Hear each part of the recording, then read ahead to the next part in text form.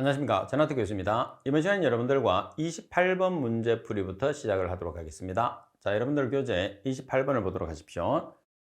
굴뚝 배출가스 중에 이황화탄소를 자외선 가시성 분광법으로 측정 시 분석 파장으로 가장 적합한 것을 찾으시오 그랬어요. 자, 여러분들 풀이해 보시게 되면 자외선 가시성 분광법에 의한 암기사항이 나와 있으니까 꼭 기억을 해야 됩니다. 자, 먼저 이황화탄소를 흡수를 해야 되겠죠. 따라서 흡수액으로 사용되는 것은 다이에틸 아민구리 용해. 자, 그리고 측정 파장은 435나노미터. 그리고 정량 범위는 4.0에서 60.0 ppm. 그리고 방법 검출 한계는 1.3 ppm 이하. 자, 이 내용들은 여러분들이 꼭 암기를 해야 되는 내용입니다. 자, 따라서 측정 파장을 묻는 문제니까 정답은 답은 435나노미터가 정답이 되는 거죠. 자, 그리고 문제 29번 보시게 되면 분석 대상 가스가 질소산화물인 경우에 흡수액으로 가장 적합한 것은 아연화는 나프탈에틸렌 다이아민법 기준이라고 그랬어요. 자, 질소산화물을 아연화는 나프탈에틸렌 다이아민법으로 우리가 분석을 했을 때 흡수액은 뭐가 되느냐면 황산이 되는 거죠. 따라서 0.005몰 퍼리터 황산 용액이 정답. 가번이 정답. 자, 그리고 30번 문제를 보겠습니다. 자, 30번 문제를 보시게 되면 500ml H2O는 약 몇 ml H지냐고 그랬어요. 자, 이 내용은 수온주의 비중을 이용하는 내용인데 우리가 수온주의 비중은 1atm은 우리가 표준기압을 보면 1atm은 760ml H지. 그리고 1332ml H2O의 값을 가지게 돼요. 그죠? 그래서 1332ml H2에서 760ml H지를 나눠주시면 13.6이라는 수온주의 비중이 나오는데 이 수온주의 비중이라는 것은 13.6은 ml H2O를 ml Hg로 바꿀 때 ml Hg를 ml H2O로 바꿀 때 이 두 가지만 사용할 수 있죠. 그래서 ml H2O에서 나누기 13.6을 하면 ml Hg가 돼요. 자, 그리고 ml Hg에서 곱하기 13.6을 하게 되면 ml H2O가 된다는 것을 꼭 기억하십시오. 그래서 지금 내용에서 ml H2O에서 나누기 13.6을 하면 36.77 mHg라는 값이 나오는 거죠. 따라서 정답은 답은이 정답. 간단한 문제지만은 여러분들 시험에서는 자주 나올 수 있어요. 자, 그리고 31번 문제를 보도록 하겠습니다. 자, 31번 문제를 보시게 되면 기체 크로마토그래피에 관한 설명으로 옳지 않은 것은 자, 갑은 일정 유량으로 유지되는 운반가스는 시료 도입으로부터 분리관 내를 흘러서 검출기를 통해서 외부로 방출된다. 주로 우리가 사용되는 운반가스 같은 경우에서는 헬륨이나 질소나 수소를 사용하죠. 자, 헬륨이나 수소나 질소를 주로 운반가스로 씁니다. 나머지 시료의 각 성분이 분리되는 것은 분리관을 통과하는 성분의 흑광성에 의한 속도 변화 차이가 아니고 흑광성이 아니고 뭐가 되는 거예요? 자, 고체로 우리가 hợp착을 하면 hợp착성, 그리고 액체로 용해를 시켰으면 용해성의 차이가 되는 거죠. 따라서 각 성분의 hợp착성과 용해성의 차이에 따라서 속도 변화가 일어나는 거죠. 그 속도 변화 차이에서 우리가 분석을 하게 됩니다. 그리고 일반적으로 무기물과 유기물, 분해되는 물질과 분해되지 않는 물질의 정성이나 정량, 정성이라는 것은 성분 농도, 정량이라는 것은 질량을 이야기하는 거죠. 자, 그리고 답은 기체 시료 또는 기화한 액체나 고체 시료를 운반가스에서 분리, 관내에 전개시켜 기체 상태에서 분리되는 각 성분을 크로마토그래피적으로 분리하는 방법이죠. 따라서 설명이 잘못된 것은 나번입니다. 그래서 우리가 기체 고체 크로마토그래피, 기체 액체 크로마토그래피 이렇게 얘기하잖아요. 이때 기체 고체 크로마토그래피는 hợp착제를 이용하는 거죠. 그럼 hợp착성의 원리. 자, 그리고 기체 액체 크로마토그래피라는 것은 고정상 담체를 이용하니까 고정상 담체에 녹는 거니까 용해성의 차이. 그래서 두 가지 원리로 분석을 하는 거죠. 자, 그리고 32번 문제를 보겠습니다. 자, 32번 문제를 보시게 되면 대기 내의 옥시단트 측정 방법 중에서 알칼리성 아이오딘과 포타슘법에 관한 설명으로 가장 거리가 먼 것을 찾으시오 그랬어요. 자, 알칼리성 아이오딘과 포타슘법입니다. 자, 갑은 대기 중에 존재하는 저농도의 옥시단트를 측정하는 데 사용한다고 그랬습니다. 자, 그리고 납은 이 방법에 오존의 검출 한계는 0.1에서 65 마이크로미터이며 더 높은 농도의 시료는 중성 아이오딘이나 포타슘법으로 측정한다고 그랬어요. 자, 여기서 검출 한계가 얼마죠? 1에서 16 마이크로그램이죠. 검출 한계는 1에서 16 마이크로그램. 그리고 대기 중에 존재하는 미량의 옥시단트를 알칼리성 아이오딘과 포타슘 용액에 흡수시키고 아세트산으로 pH를 3.8의 산성으로 하면 산화제의 당량에 해당하는 아이오드가 유리됩니다. 그리고 유리된 아이오드를 352 파장해서 흑광도를 측정해서 정량하는 거죠. 자, 나번에 대한 설명을 한 번 더 보시게 되면 오존의 검출 한계는 1에서 16 마이크로그램이라는 걸 기억을 해야 되죠. 자, 그리고 더 높은 농도의 시료는 흡수액으로 적당히 물켜서 우리가 사용을 하시면 됩니다. 자, 그리고 팁은 지금 개정된 용어를 설명하고 있으니까 참고하도록 하십시오. 자, 그리고 33번 문제를 보시게 되면 황산 25ml를 물로 희석해서 전량을 1리터로 만들었다. 희석 후의 황산 용액의 농도는 황산의 순도는 95%, 비중은 1.84. 순도 퍼센트와 비중이 주어졌다는 소리는 노르말 농도를 구하라는 뜻입니다. 자, 따라서 노르말 농도를 먼저 구해 보겠습니다. 자, 비중이 주어졌어요. 1.84. 그래서 밀리리터를 리터로 환산하기 위해서 10의 3승을 곱해주는 거죠. 자, 그리고 1당량에 해당하는 그람수. 자, 여러분들이 황산은 팁에도 있는 것처럼 황산의 분자량은 98이에요. 그리고 황산은 H가 2개죠. 그래서 2가 2당량이 되는 거죠. 따라서 1당량에 해당하는 그람수는 98g 나누기 2가 되니까 여기서 49g이 1당량에 해당하는 그람수가 되는 거죠. 자, 곱하기 95%, 퍼센트를 제거하기 위해서 100으로 나눠줬어요. 그러면 35.6735 노르말이 나오는 거죠. 자, 그런데 이 물 자체는 우리가 전체를 얼마를 만드느냐면 전체 1리터 중에 황산이 25ml가 들어가는 거죠. 그래서 황산 25ml를 물로 1리터로 희석을 한다고 그랬어요. 그래서 희석 배수치를 우리가 이제 희석되는 양을 우리가 보정을 해줘야 되겠죠. 그래서 1000ml 중에서 황산이 25ml 있다는 것을 보정을 해주셔야 돼요. 따라서 계산하면 0.89 노르말이라는 값이 나오게 되죠. 그래서 지금 여러분들 희석된 값 보정하는 걸 꼭 신경 써서 해주셔야 됩니다. 자, 그리고 34번 문제를 보겠습니다. 굴뚝 배출가스 중에 페놀 화합물을 자외선 가스 분광법으로 측정했을 때 시료액에 3인화 안티피린 용액과 헥사사이아노철 3포타슘 용액을 가한 경우에 발색되는 색깔은, 자, 여기서도 마찬가지 페놀 화합물을 우리가 자외선 가스 분광법으로 분석했을 때 암기해야 되는 사항입니다. 자, 먼저 흡수액이 있어요. 흡수액은 수산화소듐 용액, 농도는 4g/L짜리. 자, 그리고 반응을 시켰을 때 pH는 10 플러스 마이너스 0.2로 조절하죠. 그리고 발색되는 색깔은 적색, 그리고 파장은 510 나노미터, 그리고 방법 검출 한계는 0.32 ppm, 정량 한계는 1.0에서 20.0 ppm에 해당하는 거죠. 지금 여기서는 발색되는 색깔을 찾는 거죠. 발색되는 색깔은 우리가 510 나노미터, 500대 파장이니까 적색이 되는 거죠. 따라서 여러분들이 지금 암기사항만 잘 기억을 하시게 되면 어떤 내용이 나오더라도 쉽게 문제를 맞출 수 있어요. 그래서 문제마다 여러분들 풀이나 팁에서 정리해 놓은 내용들은 여러분들이 반드시 기억을 하시라고 이렇게 정리를 해 놓은 거예요. 꼭 정리해야 됩니다. 자, 그 다음에 35번 문제를 보도록 하겠습니다. 자, 35번 문제를 보면 다음 중에서 특정 발생원에서 일정한 굴뚝을 거치지 않고 외부로 비산 배출되는 먼지를 고용량 공기시료 채취법으로 측정하여 농도 계산 시에 전시료 채취 기간 중 주 풍량이 45도에서 90도로 변했을 때 풍량의 보정계수로 오른 것은, 자, 여기서는 계산을 하는 게 아니고 풍량의 보정계수만 묻는 거죠. 풍량이 45도에서 90도로 변했어요. 그러면 보정계수가 얼마죠? 1.2가 정답. 자, 반면에 90도 이상이 변하게 되면 1.5, 그리고 45도 미만이 되면 1.0의 보정계수가 된다는 거죠. 여러분들이 먼지 농도를 계산했을 때도 마찬가지고 단서가 주어지는 거지 풍량과 풍속의 보정계수가 주어지지 않습니다, 요즘은. 그래서 여러분들이 단서에 따라서 보정계수를 반드시 숙지를 하고 계셔야 돼요. 자, 그리고 36번은 농도를 계산하는 문제가 또 나와 있어요. 외부로 비산 배출되는 먼지를 고용량 공기시료 채취법으로 측정한 조건이 다음과 같을 때 비산먼지의 농도를 계산하시오 그랬어요. 자, 비산먼지의 농도는 큰 값에서 작은 값을 빼요. 그런 다음에 풍량과 풍속의 보정계수로 곱해 주시면 돼요. 근데 지금처럼 자, 풍량과 풍속의 보정계수가 없어요. 풍량은 90도 이상 변했을 때, 그리고 풍속은 우리가 채취하지 않는 조건이 바람이 약할 때 0.5m/s 미만, 바람이 강할 때 10m/s 이상.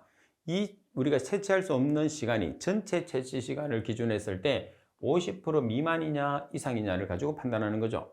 자, 먼저 내용을 좀 문제를 풀고 우리가 팁을 볼게요. 자, 풍량이 90도 이상이 되면 보존계수는 1.5가 되고 50% 미만이 되면 1.0이 되는 거죠. 그래서 큰 값에서 작은 값을 빼서 보존계수 1.5와 1.0을 곱하게 되면 우리가 계산하는 비산먼지의 농도가 계산이 되는 거죠. 간단하게 계산을 할 수 있어요. 자, 이렇게 계산을 하려고 하면 여러분들이 보존계수를 알고 있어야 된다는 게 이 문제의 키포인트입니다. 그죠? 자, 보존계수는 풍량에 대한 보존계수와 풍속에 대한 보존계수 두 가지로 나눕니다.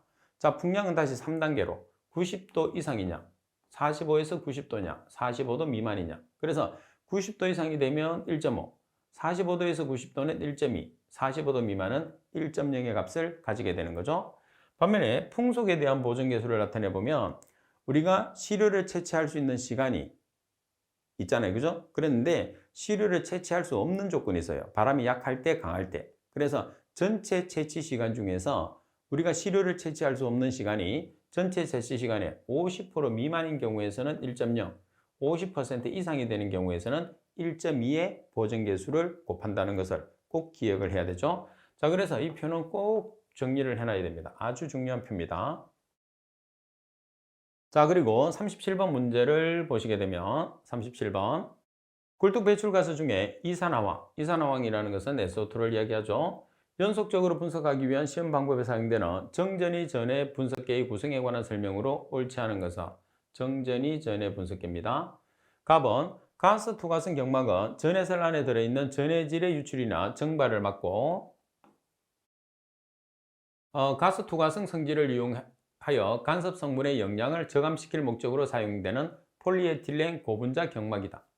자, 그리고 나번에 보시게 되면 작업전극은 전해셀 안에서 산화전극과 한 쌍으로 전기회로를 이루며 이산화황을 정전이 전해하는 데 필요한 산화전극을 대전극에 가할 때 기준으로 삼는 전극으로 백금전극, 니켈 또는 니켈 화합물 전극, 납 또는 납화합물 전극 등이 사용된다. 그리고 답은 전해액은 가스 투과성 경막을 통과한 가스를 흡수하기 위한 용액으로 0.5몰/리터의 황산 용액으로 사용합니다. 그리고 정전이 전원은 작업 전극의 일정한 전위에 전기 에너지를 부과하기 위해서 직류 전원으로 수온 전지를 이용하게 된다. 자, 이 문제는 여러분들이 또 생각하는 것처럼 문제가 똑같이 나옵니다. 지문은 워낙 길기 때문에. 그래서 문제와 답을 기억을 해 놓으시고, 자, 풀이는 그래도 한 번씩 보셔야 되죠. 자, 풀이를 보시게 되면 산화전극은 전해셀 안에서 작업 전극과 한 쌍으로 전기 회로를 이루게 됩니다. 그 다음 이산화황을 정전이 전해하는 데 필요한 산화전극을 작업 전극에 가할 때 기준으로 삼는 전극이 되고, 백금 전극이나 니켈 또는 니켈 화합물 전극, 납 또는 납 화합물 전극 등이 주로 사용이 된다는 것. 그래서 이 내용 자체는 여기 있는 내용 정도는 좀 기억을 해 주셔야 돼요. 아니면 답을 정확하게 기억을 하고 있든지. 문제는 동일하게 출제가 됩니다. 자, 그리고 38번 문제를 보도록 하겠습니다. 자, 38번 문제 보시면 자외선 갈선 분광법에서 설명으로 옳지 않은 것을 찾으시오 그랬어요. 자, 여기에 나오는 내용들은 자, 흡수셀입니다. 흡수셀에 빛이 들어가고 흡수되겠죠? 그래서 I0, IT, 그리고 농도입니다. 그리고 투과거리나 시료셀의 두께. 그럼 I0라는 것은 입사광의 강도니까 퍼센트로 나타내면 100%, IT는 투사광의 강도, 그리고 C, 여기 농도에는 흡수가 되어 있겠죠? 자, 그럼 설명을 보시면 램비어트 비어의 법칙을 응용합니다. 그리고 I0분의 IT를 투과도라고 이야기합니다. 그래서 우리가 투과도는 T라고 표현을 하죠. 그리고 투과도 T는 I0분의 IT, 맞습니다. 백분율로 표시한 것을 투과 퍼센트라고 한다. 자, 그리고 투과도의 자연대수를 흑광도라고 한다고 그랬어요. 자, 흑광도라는 것은 투과도의 자연대수가 아니고 일단 무슨 대수죠? 상용대수예요. 그리고 투과도의 그냥 상용대수를 취하는 게 아니고 투과도 역수의, 다시 말해서 흑광도 A라는 것은 투과도 역수의 상용대수를 취한 값이 되는 거죠. 그래서 라번에 대한 설명이 잘못됐습니다. 자, 그리고 39번 문제를 보도록 하겠습니다. 39번 문제를 보시게 되면 굴뚝 배출가스 중에 황화수소를 자외선 가시성 분광법으로 측정했을 때 농도 범위가 5에서 100ppm일 때 시료 채취량의 범위로 가장 적합한 것을 찾으시오 그랬어요. 자, 황화수소를 자외선 가시성 분광법으로 우리가 분석을 합니다. 자, 그때 흡수액은 아연암인 착염용액, 그리고 측정 파장은 670나노미터, 그리고 정량 범위는 0.1에서 20리터인 경우에 1.7에서 140ppm, 그리고 방법 검출 한계는 0.5ppm이 되는 거죠. 자, 지금 우리가 묻고자 하는 것은 시료 채취량, 지금 농도의 범위에서 5에서 100ppm 사이에서 시료 채취량 범위죠. 지금 풀이는 우리가 분석하는 방법에 대해서 설명이 나와 있는 거고, 따라서 39번에서는 우리 교재에 보면 표가 하나 있어요. 그 표를 묻는 거거든요. 1에서 10리터가 정답이 되겠죠. 여기는 자외선 가시성 분광법에서 여러분들이 암기를 해야 되는 내용이고, 지금 이 문제에서 나온 거는 여러분들 표값에서 문제가 나온 거예요. 그리고 40번 문제를 보시게 되면 시험의 기점이 용어에 대한 정의로 옳지 않은 것을 찾으시오 그랬어요. 값은 용의 계획성 표시는 따로 규정이 없는 한 유리정극법에 의한 pH 미터로 측정을 하죠. 그리고 액체 성분의 양을 정확하게 취한다 하면 홀피펫이나 부피 플라스크를 이용을 하고, 그리고 항량이 될 때까지 건조한다고 합니다. 그러면 1시간을 더 건조했을 때 매 g당 얼마? 0.3mg이야.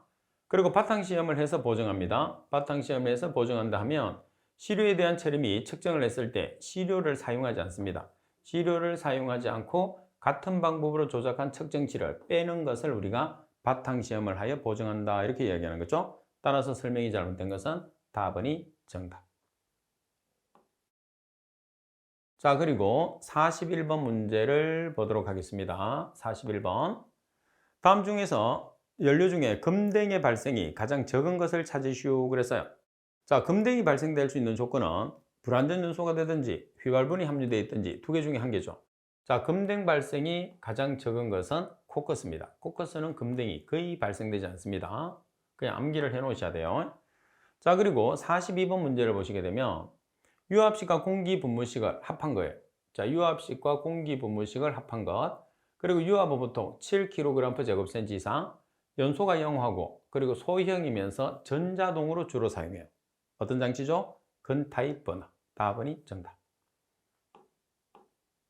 자, 그리고 43번 문제를 보겠습니다. 다음 중에서 사이클론 집진장치, 사이클론이라는 것은 원심력 집진장치를 뜻합니다. 50%의 효율로 집진되는 입자의 크기를 나타내는 것으로 가장 적합한 것을 나타내시오 그랬어요. 지금 여기 보면 50%의 효율입니다. 그러면 DP50을 나타내는 거죠. 따라서 DP50이니까 컷 사이즈 디어미터를 나타내는 거죠. 그리고 우리나라 말로 나타내면 절단 입경이 되는 거죠. 따라서 DP와 DP50을 나타내는 용어들은 여러분들이 한 번씩 꼭 살펴보셔야 됩니다. 자, 그리고 44번 문제를 보겠습니다. 자, 44번에 보시면 기체연료의 연소 방식 중에서 확산연소에 관한 설명으로 옳지 않은 것은, 우리가 기체연료를 연소하는 방식은 확산연소가 있고 부분 예혼합연소가 있고 그 다음에 예혼합연소가 있습니다. 그죠? 자, 먼저 가번에 보시게 되면 확산연소의 연료류와 공기류의 경계에서 확산과 혼합이 일어난다. 다음에 연소 가능한 혼합비가 먼저 형성된 것부터 연소가 시작되므로 연소 형태는 연소기의 위치에 따라서 달라진다. 그리고 다음번에 보시면 확산연소 같은 경우에서는 화염이 길죠. 화염이 기니까 거름이 발생하기가 쉬워요. 그 다음에 역화의 위험성은 없습니다. 역화의 위험성은 없고 가스와 공기를 예열할 수가 있죠. 예열이 가능합니다. 따라서 설명이 잘못된 것은 라번이 정답이 되는 거죠. 자, 그리고 여러분들 45번 문제를 보겠습니다. 자, 45번. 탄소가 89%, 수소가 11% 된 경유 1kg을 공기 과잉계수 1.15 연소 시 탄소 2%가 거름으로 된다면 실제 건조 연소 가스 1S의 삼성 중에서 거름의 농도를 계산하시오 돼 있어요. 자, 그러면 지금 문제 조건에서 보시면 실제 건연소 가스량이니까 뭐가 기준이 되는 거예요? GD가 기준인 거예요. 자, GD를 기준으로 했을 때 거름의 농도를 계산하시오 그랬어요. 그러면 여러분들이 먼저 GD를 구하는 공식을 알아내야 됩니다. 원소 분석법에서. 자, GD라는 것은 MA0-5.6H 플러스 0.75 플러스 0.8N이죠. 그럼 여기서 필요한 게 또 뭐죠? 공기비와 이론 공기량이에요. 그러면 과잉 공기 계수라는 게 공기비 M이거든요. 그래서 M은 주어졌어요. 그럼 A0를 구해야 됩니다. 따라서 원소 분석법에서 A0를 구합니다. 8.89C 플러스 26.67 H-8분의 5 플러스 3.33 S가 되는 거죠. 따라서 탄소 자리에 89%니까 0.89를 대입하시고 수소 자리에 11%니까 0.11 산소 없으니까 생략, S 없으니까 생략. 따라서 이론 공기량을 계산을 해서 여기다 대입을 해요. 그 다음 공기비는 1.2니까 1.1을 대입을 하는 거죠. 마이너스 5.6H, H가 11%니까 H에 0.11, 산소 없고 질소 없으니까 생략. 따라서 GD를 계산을 했어요. 그러면 자, 여러분들이 여기서 금등의 농도를 이 단위대로 계산을 한다 그러면 자, GD가 12.399 S/m 삼성 per kg이란 말이에요. 자, 그 다음에 탄소의 2%가 그 얼음이라고 그랬어요. 그러면 0.89 kg per kg 곱하기 0.02 kg per kg이에요. 퍼센트를 없애면 kg per kg이 나옵니다. 퍼센트를 없애기 위해서 100을 나눠주면 그럼 여기서 단위를 환산해야 되니까 이 두 개는 다 필요 없고 한 개만 쓸게요. 이건 없애고 분자 분모에 같으니까. 자, 그럼 여기서 kg은 없어지고 kg per S/m의 삼성이 나오죠. 그 kg per S/m의 삼성을 뭘로 고치는 거죠? 그램 per S/m의 삼성. 그럼 kg을 g으로만 고치면 돼요. 얼마로 곱해주면 되나요? 10의 3승. g과 미리그램의 차이, kg과 g의 차이는 10의 3승 차이 나니까 따라서 계산하시면 1.44 g per S/m의 삼성이라는 그름의 농도를 계산할 수가 있는 거죠. 자, 그래서 설명드렸던 내용을 잘 기억을 해서 문제를 풀어주셔야 됩니다. 자, 그리고 46번 문제를 보도록 하겠습니다. 후드를 포이식, 외부식, 레시버식으로 분리했을 때 다음 중에서 레시버식 후드에 해당하는 것을 찾으시오 그랬어요. 자, 일단은 레시버식은 캐노피형에 해당합니다. 자, 여러분들은 자, 포이식에 해당하는 거, 그리고 외부식, 자, 그리고 레시버식 종류를 여러분들이 수업을 마치고 나면 반드시 정리를 해 주셔야 돼요. 이걸 정리를 해야지 문제를 맞추죠. 그래서 레시버식에 보면 캐노피형, 포이형, 자립형이 있습니다. 자, 그리고 47번 문제를 보시게 되면 통풍에 관한 설명 중에서 옳지 않은 것을 찾으시오 그랬어요. 자, 통풍이라는 것은 세 가지가 있는데 우리가 연소실, 버너에 설치하는 것이 압입통풍, 굴뚝에 설치하는 것이 흡입통풍, 두 개를 같이 설치해 놓은 것이 병용통풍이라고 하죠. 자, 갑은 압입통풍은 역화의 위험성을 가지고 있죠. 자, 그리고 납은 압입통풍은 로 앞에 설치된 가압송풍기에 의해서 연소용 공기를 연소로 안으로 압입시켜서 내압은 플러스 정압이라고 그랬어요. 그럼 플러스 정압이라는 것은 대기압보다 큰 압력이죠. 반면에 부압이라고 나오면 마이너스 정압을 뜻하죠. 그리고 답은 흡입통풍은 연소용 공기를 예열할 수 있다고 되어 있는데 흡입통풍은 우리가 굴뚝에 설치하는 거예요. 그래서 버너에 설치를 해야지 예열할 수 있겠죠. 따라서 흡입통풍은 공기를 예열할 수 없습니다. 그리고 병용통풍은 두 대의 송풍기를 설치하죠. 어디에? 버너에, 굴뚝에. 따라서 운용함으로 설비비가 많이 들고 대신에 대용량을 처리할 수 있는 장점을 가지게 되는 거죠. 따라서 나번이 정답. 자, 그리고 48번 문제를 보시게 되면 연소 시 발생되는 질소산화물의 발생을 감소시키는 방법으로 옳지 않은 것을 찾으시오 그랬어요. 자, 질소산화물 같은 경우에서는 공기적인 측면과 온도적인 측면에서 줄여야 되죠. 그죠? 그래서 질소산화물이 많이 발생하려고 하면 고온연소, 그리고 과잉공기량 연소하면 질소산화물이 많이 나오죠. 그럼 질소산화물을 줄이려고 하면 온도를 낮추고 공기를 적게 넣어주면 돼요. 그 두 가지에서 답을 일단 찾아봐야 돼요. 자, 온도. 여기는 온도는 지금 부분 연소 냉각, 온도는 냉각 있어요. 자, 공기, 과잉 공기를 많이 넣어요. 과잉 공기를 많이 넣으면 질소산화물이 어때요? 많이 발생하죠. 따라서 라번이 정답. 항상 여러분들이 두 가지 조건, 온도적인 측면과 공기적인 측면에서 답으로 문제를 접근을 해서 답을 찾아내 주셔야지 정확하게 답을 찾아낼 수 있습니다. 자, 그리고 49번 문제를 보시면 자, 불화수소가 HF입니다. 불화수소를 함유하는 배기가스를 충전 흡수탑을 이용해서 흡수율이 92.5%로 기대하고 처리하고자 한다. 기상 총괄이동 단위 높이 HOG가 0.44m일 때 이론적인 충전탑의 높이를 계산하시오 그랬어요. 자, 충전탑의 높이 H는 NOG 곱하기 HOG예요. 근데 HOG는 지금 문제처럼 항상 주어져요. 이렇게.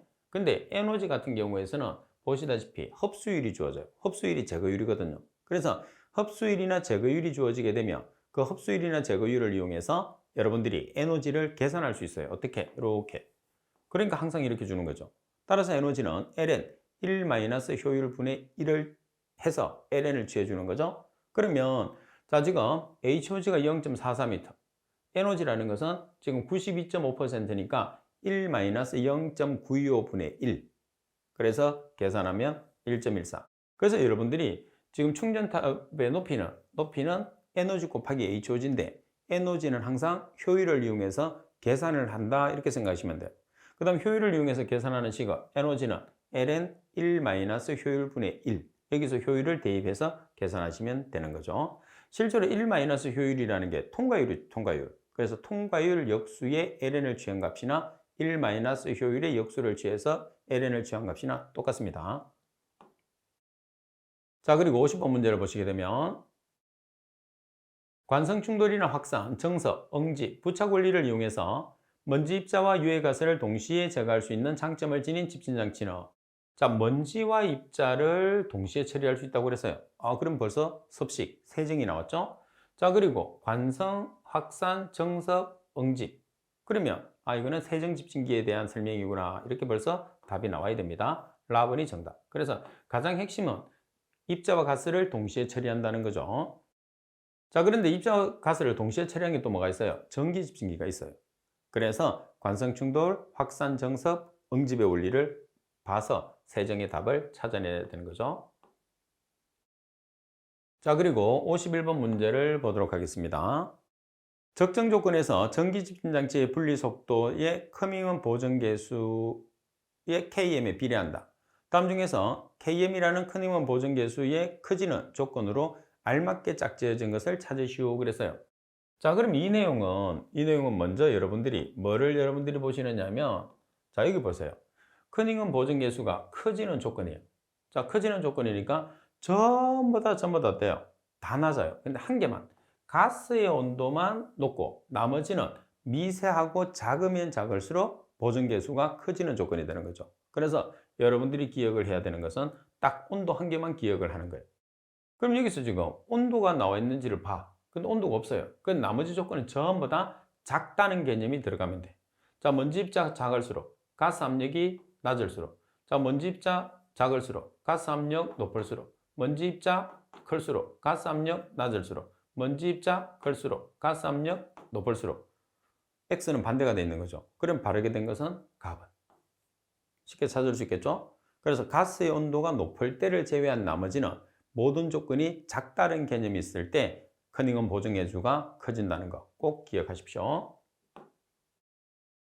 자, 그리고 52번 문제입니다. 자, 52번. 다음 석탄의 특징에 대한 설명으로 옳은 것을 찾으시오 그랬어요. 자, 고정탄소의 함량이 큰 연료는 발열량이 높다 그랬어요. 그래서 탄소 함량, 고정탄소의 함량이 많으면 많을수록 발열량이 높아집니다. 그리고 회분이 많은 연료는 발열량이 떨어지겠죠. 왜? 회분은 열량을 내는 물질이 아니거든요. 그리고 탄화도가 높을수록 착화 온도는 높아지죠. 탄화도라는 것은 얼마만큼 땅속에 오랫동안 묻혀 있었느냐. 그래서 탄화도가 높기 위해서는 네 가지가 같이 높죠. 뭐가 있어요? 착화 온도, 연료비, 발열량, 고정탄소. 그래서 탄화도가 높으면 이 네 가지는 높아지고 나머지는 낮아지죠. 그리고 휘발분 함량과 매연 발생은 관계가 무관한 게 아니고 아예 불가분의 관계죠. 왜 그러냐면 휘발분이 포함되어 있으면 매연은 무조건 배출되니까 따라서 바르게 설명된 것은 가번이 정답이 되는 거죠. 자, 그리고 53번 문제를 보겠습니다.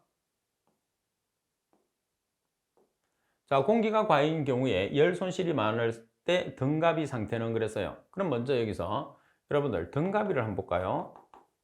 등가비를 연공비라고 생각하면 쉽다고 그랬죠. 그럼 연공비라는 것은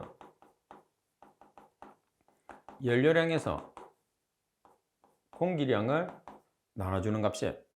그럼 여러분들이 여기에서 자, 등가비가 1과 같으면 완전 연수입니다. 그 다음에 등가비가 1보다 작아요. 1보다 작다는 소리는 뭐가 커진다는 소리예요? 공기가요. 분모가 큰 거죠. 자, 그리고 1보다 작다는 것은 등가비가 1보다 크다는 것은 연료가 과잉이죠. 그래서 연료가 과잉이 되면 어떤 상태가 되나요? 불완전 연소. 불완전 연소가 되니까 CO가 증가하는 상태가 되는 거죠. 자, 따라서 공기가 과잉인 조건이에요. 따라서 공기가 과잉인 조건이니까 등가비가 1보다 작은 조건이 되는 거죠. 그래서 4번이 정답. 잘 기억을 해야 됩니다. 자, 그리고 54번 문제를 보시게 되면 다음 집신장치 중에서 통상적으로 압력 손실이 가장 큰 것은 압력 손실이 크다고 하면 무조건 벤츄리 스크래브가 있나 없나를 보는 거죠. 분명히 있을 거예요. 그죠? 그래서 지금도 있고 벤츄리 스크래브가 있으면 무조건 정답. 가장 작은 것은 중력이 없으면 전기입니다. 자, 그리고 55번 문제. 자, VOC라는 게 휘발성 유기화합물이죠. 제어를 위한 촉매 소각에 관한 설명으로 가장 거리가 먼 것은 촉매 소각합니다. 그러면 촉매를 사용해서 연소실의 온도가 낮아지죠. 300에서 400도씨. 그렇게 함으로써 질소산화물이 줄어들어요. 다음은 고농도의 VOC 및 연료량이 높은 물질을 함유한 가스는 연소율을 낮춰 촉매 활성화를 촉진하는 데 유용하게 사용된다고 그러는데 지금 여기서 우리가 자, 여기 보세요. 고농도의 VOC 및 연료량이 높은 물질을 함유한 가스는 연소율을 낮추는 게 아니고 연소율을 높이죠. 그 다음 촉매 활성화를 촉진시켜서 유용하게 사용할 수 있다 이렇게 나와 있어요. 근데 대부분이 전반적으로 봤을 때는 촉매를 이용했을 때는 고농도보다는 저농도, 그죠? 저농도에서 사용을 하는데 하여튼 지금 조건에서는 자, 이 조건 자체가 틀렸죠. 그죠? 그 다음에 촉매를 활성화, 연소율을 자, 그래서 여기서 이제 연소율을 낮추라는 내용이 나와 있잖아요. 그래서 연소율을 높여야 됩니다. 그 다음 촉매 활성화를 촉진시키므로 유용하게 사용할 수 있다. 그래서 연소율을 낮춘다는 말이 잘못됐습니다. 자, 그리고 백금이나 팔라듐 등이 촉매로 사용되겠죠. 자, 백금은 PT, 팔라듐은 PD, 산화 촉매입니다. 그다음 PbAs, pH 등은 촉매의 활성을 저하시킨다. 따라서 설명이 잘못된 것은 4번이 정답이 되는 거죠. 자, 항상 여러분들이 수업이 끝나고 나면 복습하셔야 됩니다. 자, 그래서 복습이라는 것은 문제와 답을 외우는 게 아니에요. 내가 수업 시간에 들었던 내용 자체가 이론이 부족한 부분들은 이론책을 보면서 보충을 하고 그 다음에 여러분들이 노트를 해놔서 필요할 때마다 여러분들이 그 내용을 보기 위해서 복습을 하는 거니까 노트 정리를 잘 해놓으셔야 됩니다. 자, 여러분들만의 노트 정리가 여러분들이 보기가 가장 편하죠. 그래서 자기만의 방법으로 만드시는 게 제일 중요해요. 자, 이번 시간 수업은 이것으로 마치도록 하겠습니다. 수고하셨습니다.